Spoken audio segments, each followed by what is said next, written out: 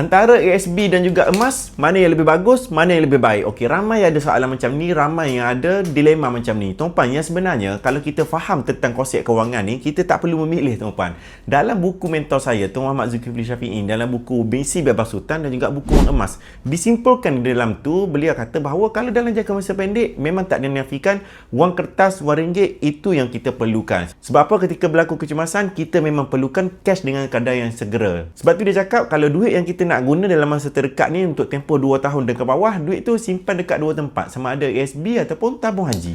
Tetapi masalah mula timbul apabila kita simpan duit dalam jangka masa yang panjang. Ini yang tak disarankan. Sebab apa? Apabila kita simpan duit dalam jangka masa panjang, contohnya dalam tempoh 2 tahun dan ke atas, duit itu, wang kertas itu terdedah dengan inflasi dan juga kejatuhan wang ringgit. Jadi kita akan perasan dia punya value tu akan semakin lama semakin turun, walaupun harga dia, nombornya masih lagi sama.